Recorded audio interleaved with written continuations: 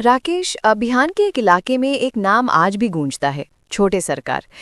सत्ता, धन और दबदबे की ये कहानी उस हद तक जाती है जहां एक प्रतिनिधि के घर से विस्फोटक और हथियार तक मिलते हैं। तमाम आरोपों के बावजूद लोग इन्हें रक्षक कहते हैं। निधि, यही तो विडंबना है।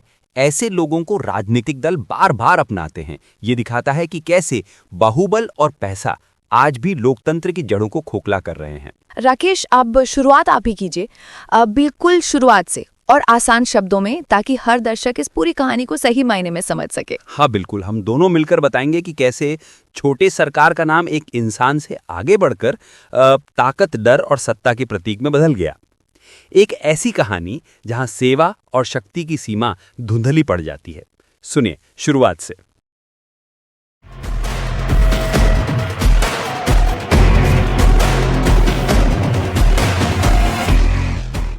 आज हम बिहार की राजनीति के एक ऐसे चेहरे पर गहराई से बात करेंगे जिनका नाम अक्सर सुर्खियों में रहता है, अनंत सिंह। जी हाँ। ये कहानी सिर्फ एक व्यक्ति की नहीं है, बल्कि बिहार की राजनीति के उस पहलू की है जिसे बाहुबली कहा जाता है, जहां मतलब ताकत, पैसा और राजनीति का एक बड़ा जटिल सा ताना बाना दिखता है। बिल्कुल, और इस विश्लेषण के लिए हमारे पास कई अहम स्रोत भी हैं। हाँ, स्रोत तो जरूरी हैं। जी, जैसे भारत के नियंत्रक और महालेखा परीक्षक यानी CAG की 2018 की एक रिपोर्ट है बिहार कानून व्यवस्था पर। अच्छा, CAG रिपोर्ट। हाँ, ये सरकार के कामकाज और खर्चों पर नजर रखने वाली एक स्वतंत्र संस्था है, तो इसकी बात महत्वपूर्ण है। और इसके अलावा the Hindu, Prabhat Khabar, Indian express, Dainik Bhaskar, new Indian express जैसे अखबारों के कई लेख हैं। जी। फिर 2005 और 2025 में चुनाव लड़ते वक्त अनंत सिंह ने जो हलफनामे दिए थे, हाँ, एफिडेविट, जिसमें संपत्ति और क्रिमिनल केस का ब्यौरा होता है, हाँ। बिल्कुल वो भी है। साथ ही CBI की चार्जशीट, मतलब पुलिस जांच के बाद जो कोर्ट में आरोप पत्र जाता है, हाँ, है ना, चार्जशीट। और पटना हाई कोर्ट के कुछ जरूरी आदेश और टिप्पणियां भी हम देखेंगे। तो मतलब इरादा साफ है इन स्रोतों से ये समझना कि अनंत सिंह एक स्थानीय शख्स से इतने प्रभावशाली, इतने विवादित नेता कैसे बन गए। जी। उनका नेटवर्क कैसे काम करता है, बिहार की सियासत पर क्या असर रहा है। उनका एक नाम बड़ा मशहूर है, छोटे सरकार। हाँ हाँ। इसमें ही एक अजीब सा विरोधाभास है, कहीं दबदबा, कहीं डर, तो कहीं समर्थन भी। हाँ। चलिए इस उलझे हुए मामले की परतें खोलते हैं आज। हाँ जरूर, लेकिन सबसे पहले शायद ये समझना जरूरी है कि बिहार में ये बाहुबली राजनीति आखिर है क्या, मतलब क्या है इसका। हाँ, ये सही पॉइंट है, ये टर्म बहुत इस्तेमाल होता है। देखिए, 1970s और 80s के दशक में जाए अगर, तो बिहार में जबरदस्त सामाजिक और आर्थिक उथल पुथल चल रही थी। जातीय तनाव थे, जमीनी झगड़े बढ़ रहे थे, आर्थिक असमानता बहुत ज्यादा थी। हाँ, वो दौर तो था ही मुश्किल। बिल्कुल। इसी माहौल में कुछ ऐसे लोग उभरे जिन्होंने बाहुबल मतलब ताकत और डर के दम पे अपना राजनीतिक रसूख बनाया। अच्छा। इसी ट्रेंड को मोटे तौर पर बाहुबली राजनीति कहा गया।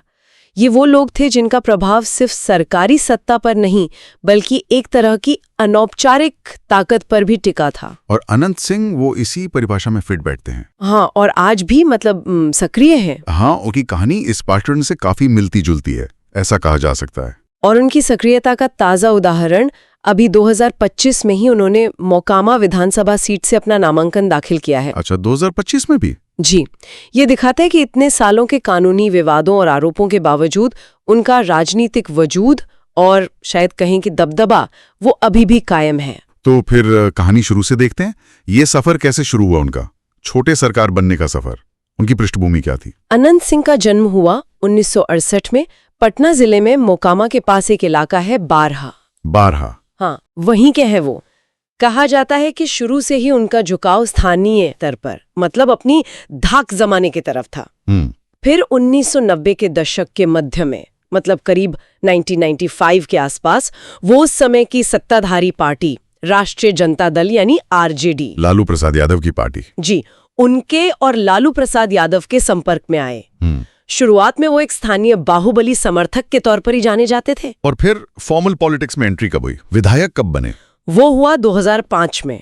उस साल वो मोकामा विधानसभा सीट से पहली बार विधायक चुने गए। 2005 में? जी। और यहीं से एक बहुत दिलचस्प और महत्वपूर्ण पहलू सामने आता है। क्या? उनकी संपत्ति का। हम्म। उनके 2005 के चुनावी हलफनामे को देखें हाँ, तो उनकी घोषित संपत्ति थी करीब 60 लाख रुपए। महज 60 लाख रुपए 2005 में, और अब 2025 का जो हलफनामा है उसमें ये आंकड़ा कहां पहुंच गया है? 2025 के हलफनामे में उनकी कुल घोषित संपत्ति बढ़कर हो गई है 37.88 करोड़ रुपए। 37.88 करोड़। जी, इसमें 26.66 करोड़ रुपए की चल संपत्ति है, मतलब कैश, गाड़ियां, बैंक डिपॉजिट, जेवर वगैरह, और 11.22 करोड़ रुपए की अचल संपत्ति, जमीन, मकान वगैरह। सोचिए, करीब 20 सालों में 60 लाख से लगभग 38 करोड़ तक। ये उछाल तो मतलब असाधारण है। ये सिर्फ आंकड़े नहीं है, ये सीधे तौर पर उनके बढ़ते प्रभाव, संसाधनों पर उनकी पकड़ और उस सिस्टम की तरफ इशारा करते हैं जिसमें वो काम करते रहे हैं। और इसी दौरान उन्हें वो नाम मिले, छोटे सरकार, फायर ब्रांड एमएलए, जैसा अब द हिंदू ने 2007 में लिखा था। जी हाँ। ये विरोधाभास वाकई सोचने वाला है। एक तरफ जनता का एक वर्ग शायद उन्हें किसी तरह का मसीहा समझता हो, हाँ शायद, दूसरी तरफ कानून के साथ लगातार टकराव। प्रभात खबर ने 2010 में लिखा था कि उनकी लोकप्रियता डर और आकर्षण दोनों से पैदा हुई। बिल्कुल। और ये असर आज भी खत्म नहीं हुआ है। आप कह रही हैं 2025 में भी उनके समर्थक मोकामा में खासे सक्रिय हैं। जी बिल्कुल। यही तो बिहार की, या कहें कि बाहुबली राजनीति की जटिलता है। यहाँ छवि, अक्सर डर, दबदबे, जातिगत हमीकरण और एक तरह के अनौपचारिक न्याय या संरक्षण देने की क्षमता, इन सब से मिलकर बनती है। मतलब एक पैरेलल सिस्टम जैसा। हाँ, कुछ हद तक ये औपचारिक सिस्टम के समानांतर चलने वाली एक व्यवस्था जैसी दिखती है कई बार। ये तो हुई उनके उदय और प्रभाव की बात, लेकिन उन पर जो गंभीर आपराधिक आरोप लगे, उनका सिलसिला कब और कैसे शुरू हुआ? कौन से मामले ज्यादा चर्चा में रहे? देखिए, छोटे मोटे मामले तो शायद पहले भी रहे होंगे, लेकिन जो गंभीर आपराधिक आरोपों की शुरुआत है वो करीब 2007 से मानी जाती है। 2007 से? जी। बिहार पुलिस में एक एफआईआर दर्ज हुई थी, एफआईआर संख्या 26/2007। हाँ, एफआईआर मतलब फर्स्ट इन्फॉर्मेशन रिपोर्ट, किसी भी अपराध की पहली पुलिसिया सूचना। बिल्कुल। इसमें उन पर आरोप लगा एक स्थानीय व्यापारी के अपहरण और जान से मारने की धमकी देने का। द हिंदू की 2007 की रिपोर्ट है इस पर। अच्छा। और रिपोर्ट के मुताबिक ये पहली बार था जब विधायक रहते हुए अनंत सिंह का नाम इतने संज्ञेय, इतने गंभीर अपराध में सीधे तौर पर सामने आया था। इसने काफी सुर्खियां बटोरी थी उस वक्त। और इसके बाद मामले बढ़ते गए। वो AK-47 वाला मामला क्या था? वो तो बहुत ही ज्यादा चर्चा में रहा था। हाँ, वो तो बहुत बड़ा मामला था। इसके बाद कई और मामले दर्ज हुए, लेकिन जिसने पूरे देश का ध्यान खींचा वो था 2015 का AK-47 केस। हाँ। इस मामले की जांच फिर सीबीआई को सौंपी गई। सीबीआई ने जांच की। जी। और जांच के दौरान उनके पटना वाले सरकारी आवास से एक AK-47 राइफल मिली। AK-47? हाँ, 2 हैंड ग्रेनेड, एक बुलेट प्रूफ जैकेट और काफी सारे कारतूस भी बरामद हुए। अरे बाप रे, सरकारी आवास से? जी। इंडियन एक्सप्रेस ने 2015 में इसे अभूतपूर्व बताया था। सोचिए, एक सिटिंग एमएलए के घर से सेना के इस्तेमाल वाले हथियार मिल रहे हैं। ये कानून व्यवस्था के लिए कितनी बड़ी चुनौती थी। इसमें गिरफ्तारी भी हुई थी ना उनकी, जहां तक मुझे याद है। जी हाँ, पटना पुलिस ने उन्हें अगस्त 2015 में गिरफ्तार किया था। हालांकि बाद में उन्हें जमानत मिल गई थी। लेकिन इस घटना ने उनकी छवि को और ज्यादा विवादित बना दिया। मीडिया ने उन्हें प्रमुखता से बिहार्स बाहुबली फेस कहना शुरू कर दिया था। हाँ। वो मामला अभी भी चल रहा है। और 2019 में एक हत्या का मामला भी जुड़ा था, नफीस अहमद हत्याकांड। हाँ, मोकामा थाने में दर्ज एफआईआर संख्या 362019। इसमें आरोप ये था कि नफीस अहमद नाम के व्यक्ति की हत्या में जो हथियार और गाड़ी इस्तेमाल हुए वो अनंत सिंह के नेटवर्क से जुड़े थे। मतलब आरोपों की गंभीरता बढ़ती ही गई, धमकी, अपहरण से लेकर हत्या और फिर अवैध अत्याधुनिक हथियार तक। जी बिल्कुल। यहाँ पर वो सीएजी रिपोर्ट 2018 का जिक्र करना शायद सही रहेगा। आपने बताया था कि उसने चेतावनी दी थी कि कैसे स्थानीय प्रभावशाली नेता कानून व्यवस्था पर असर डाल रहे हैं। हाँ बिल्कुल। लेकिन सवाल ये उठता है कि जनता के बीच उनकी छवि कैसी थी? क्या लोग सिर्फ डरते थे या किसी तरह का समर्थन भी था? ये समझना बड़ा मुश्किल लगता है। ये एक बेहद पेचीदा सवाल है और इसका कोई सीधा जवाब नहीं है शायद। दैनिक भास्कर ने 2019 की अपनी एक रिपोर्ट में इसी दुविधा को दिखाया था। अच्छा। रिपोर्ट के मुताबिक जनता के एक बड़े हिस्से में डर तो यकीनन था, लेकिन खासकर उनके अपने सामाजिक वर्ग या इलाके के लोगों में उन्हें एक संरक्षक या भैया के तौर पर भी देखा जाता था। भैया वाली छवि। हाँ, एक ऐसी छवि जो जरूरत पड़ने पर सिस्टम से भिड़कर भी उनके काम करवा दे या उन्हें सुरक्षा दे।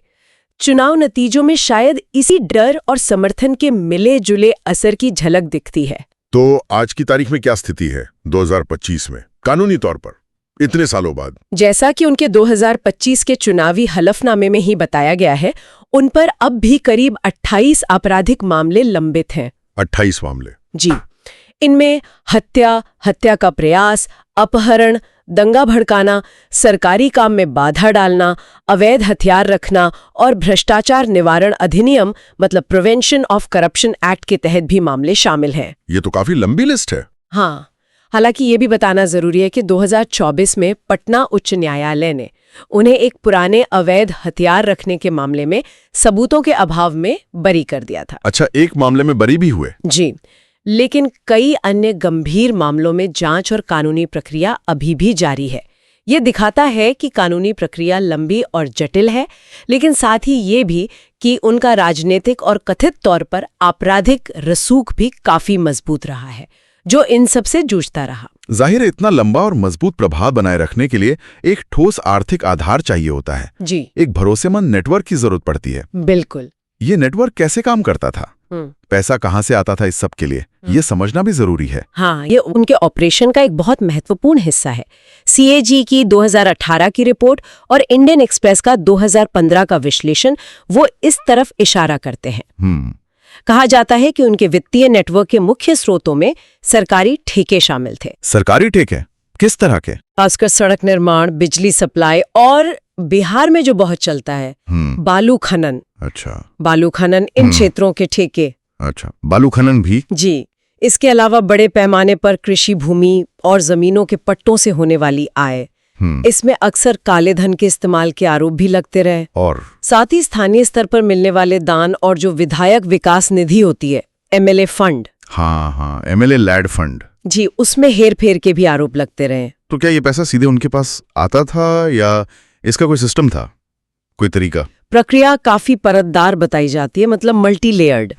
प्रभात खबर की 2017 की एक रिपोर्ट के मुताबिक अक्सर ये होता था कि स्थानीय ठेकेदारों को उनके प्रभाव से ठेके मिलते थे। अच्छा, अपने लोगों को? हाँ, कह सकते हैं। और फिर मुनाफे का एक बड़ा हिस्सा कथित तौर पर उनके नेटवर्क या उन तक वापस पहुंचाया जाता था। ये एक तरह का मोडस ऑपरेंडी बन गया था उनका, मतलब काम करने का एक स्थापित तरीका। क्या तरीका?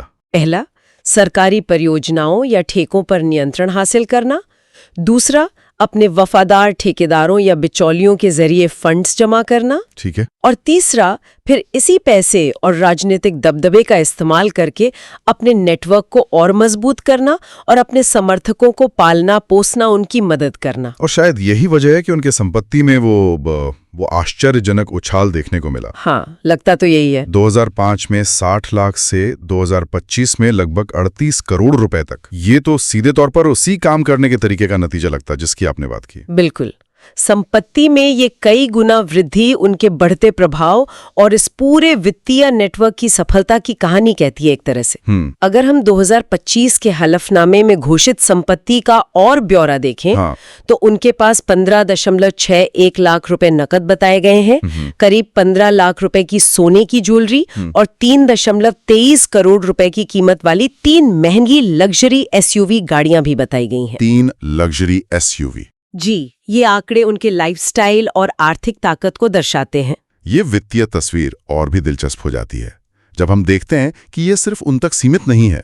उनकी पत्नी नीलम देवी, वो खुद भी राजनीति में हैं, विधायक रह चुकी हैं। जी हाँ, बिल्कुल। उनकी घोषित संपत्ति का आंकड़ा क्या कहता है? हाँ, ये भी एक अहम पहलू है। उनके 2025 के हलफनामे के अनुसार नीलम देवी ने कुल 62.72 करोड़ रुपए की संपत्ति घोषित की है। 62 करोड़? उनसे भी ज्यादा? जी हाँ। इसमें 34.60 लाख रुपए नकद, 76.61 लाख रुपए की सोने की ज्वेलरी और 77.62 लाख रुपए कीमत की 3 लग्जरी कारें शामिल हैं। मतलब पति पत्नी दोनों के पास महंगी गाड़ियां? जी, अगर दोनों की संपत्ति को मिला दें तो ये आंकड़ा 100 करोड़ रुपए के पार चला जाता है। 100 करोड़? ये आंकड़े इस परिवार के कुल आर्थिक और राजनीतिक रसूख की एक झलक देते हैं। तो क्या ये कहना गलत होगा कि विकास के नाम पर जो सरकारी परियोजनाएं आती हैं वो भी इस तरह के नेटवर्क को फलने फूलने का मौका देती हैं? CAG रिपोर्ट 2018 इसी गंभीर मुद्दे की ओर इशारा करती है। रिपोर्ट बताती है कि कैसे स्थानीय स्तर पर प्रभावशाली नेता इन परियोजनाओं से न सिर्फ आर्थिक फायदा उठाते हैं बल्कि इनका इस्तेमाल अपनी राजनीतिक पकड़ मजबूत करने और वोटरों को लुभाने के लिए भी करते हैं। मतलब दोनों तरफ से फायदा। जी, और जैसा हमने पहले भी जिक्र किया, द हिंदू की 2023 की एक रिपोर्ट बताती है कि अनंत सिंह के समर्थक और रिश्तेदार आज भी मोकामा इलाके में काफी सक्रिय हैं। यानी वो जेल में हो या बाहर, नेटवर्क चलता रहता है। इससे यही पता चलता है कि व्यक्ति के होने या न होने के बावजूद ये नेटवर्क किसी न किसी शक्ल में चलता रहता है। काफी मजबूत जड़ें होती हैं इनकी। ये एकदम साफ है कि इस तरह का ताकतवर नेटवर्क बिना राजनीतिक और प्रशासनिक मिलीभगत के इतने लंबे समय तक चल ही नहीं सकता। हाँ, ये तो है। व्यवस्था के साथ उनके कथित संबंधों की गहराई क्या थी? क्या प्रशासन और पुलिस पर भी उनका असर था? इस गठजोड़ के संकेत कई जगह मिलते हैं। पटना हाईकोर्ट ने 2020 में एक मामले की सुनवाई के दौरान ऐसी स्थिति पर चिंता जताई थी। कोर्ट ने चिंता जताई थी? जी, CBI की 2015 की चार्जशीट में भी स्थानीय पुलिस की जांच पर सवाल उठाए गए थे। अच्छा। और CAG रिपोर्ट 2018 ने भी साफ तौर पर कहा था कि प्रभावशाली नेताओं से जुड़े मामलों में अक्सर पुलिस जांच या तो धीमी हो जाती है या फिर दिशाहीन हो जाती है, पटरी से उतर जाती है। मतलब जांच प्रभावित होती थी। पॉज।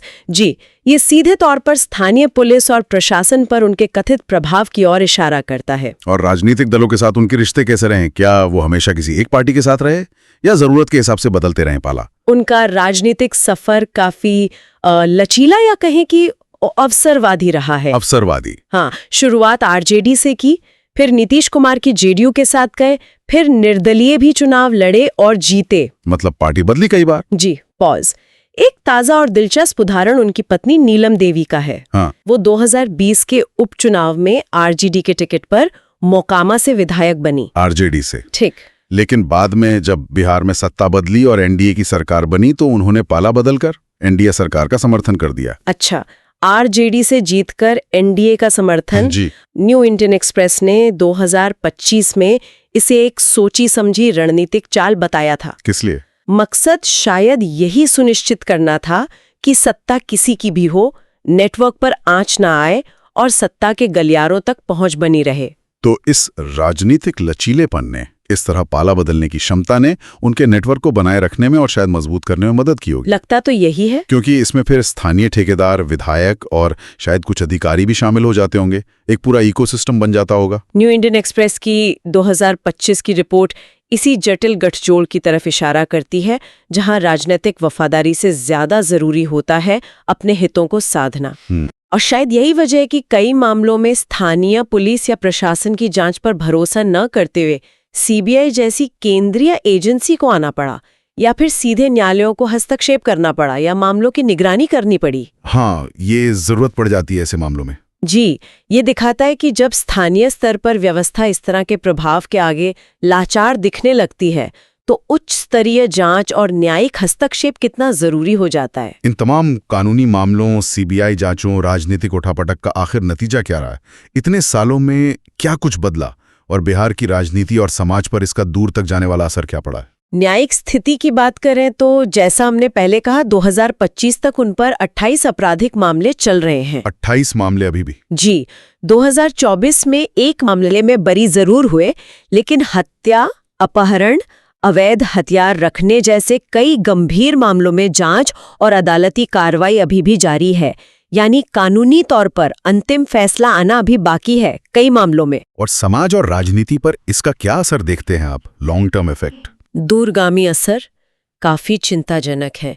CAG रिपोर्ट 2018 और प्रभात खबर की 2021 की रिपोर्ट्स का विश्लेषण करें तो पता चलता है कि इस तरह के मामलों ने स्थानीय राजनीति में बाहुबल और पैसे के प्रभाव को और बढ़ाया है। मतलब ये कम नहीं हुआ? लगता तो नहीं। जनता के मन में डर और मजबूरी में समर्थन का एक अजीब सा घालमेल पैदा हुआ है, जो किसी भी स्वस्थ लोकतंत्र के लिए अच्छा संकेत नहीं है। सबसे बड़ी चिंता यह है कि इससे कानून का शासन मतलब रूल ऑफ लॉ और प्रशासनिक व न्यायिक संस्थाओं की विश्वसनीयता कमजोर होती है। कैसे?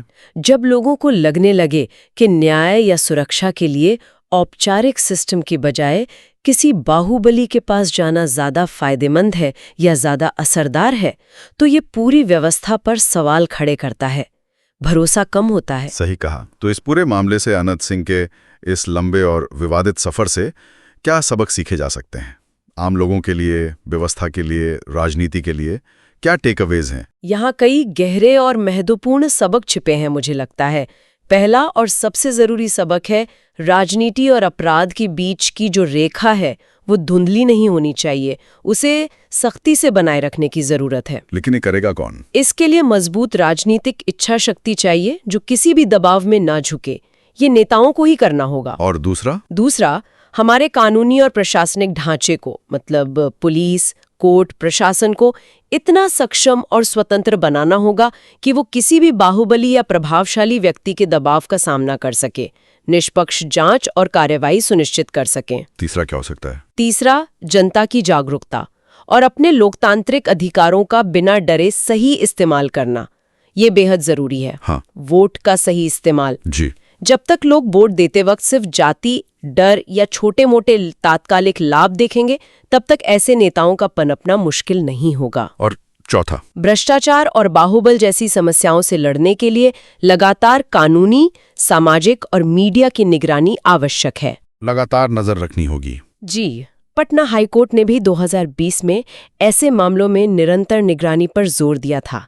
ये एक लगातार चलने वाली लड़ाई है, एक दिन में खत्म होने वाली नहीं। तो अगर हम इस पूरी चर्चा को समेटें तो अनंत सिंह का सफर एक स्थानीय दबंग से शुरू होकर बिहार के एक बेहद प्रभावशाली, अमीर और उतने ही विवादित राजनीतिक हस्ती बनने तक का है। बिल्कुल। उनके दामन पर अपराध के गंभीर आरोप हैं, उनकी संपत्ति में बेतहाशा वृद्धि हुई है, लेकिन तमाम कानूनी चुनौतियों के बावजूद उनका प्रभाव आज भी कायम है। छोटे सरकार का ये विरोधाभास शायद आज भी बिहार की जमीनी हकीकत का एक हिस्सा है। बिल्कुल। और अंत में एक विचार करने लायक सवाल छोड़ जाते हैं जो इन स्रोतों से उभरता है लेकिन हमें थोड़ा और गहराई में सोचने को मजबूर करता है।